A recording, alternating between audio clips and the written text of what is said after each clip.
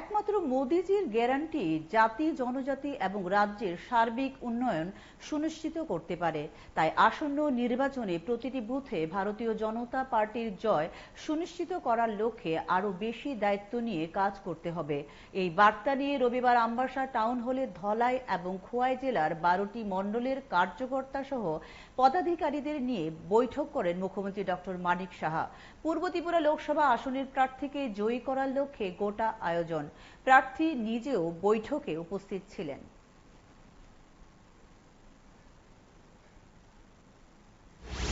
এর আগে কিন্তু কথা শিল্পী প্রচুর ছিল, প্রচুর শিল্প সিপিএমের আমলে কথা শিল্পের মাস্টার ছিল, আর কোনো শিল্প এখানে তৈরি হয়নি।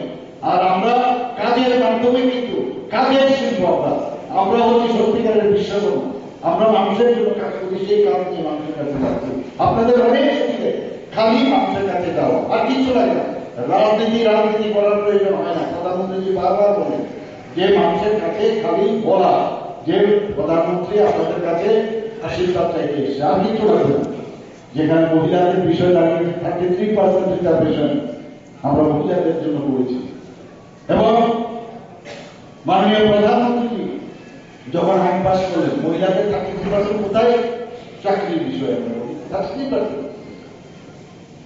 এখানে মাননীয় প্রধানমন্ত্রী যখন আইন পাস করালেন 33% মহিলাদের বিধানসভায় এবং পার্লামেন্টে একদিকে আসন সংরক্ষণ থাকবে। সেই কাজটাও করেছে মহিলাদের সশক্তিকরণের বিষয়ে।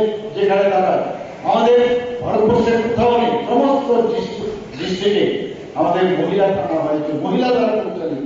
এখানে 8টা ডিস্ট্রিক্ট আছে আমাদের, 8টার মধ্যে আমাদের 9টা আমাদের মহিলা দ্বারা পরিচালিত থানা আমরা করি।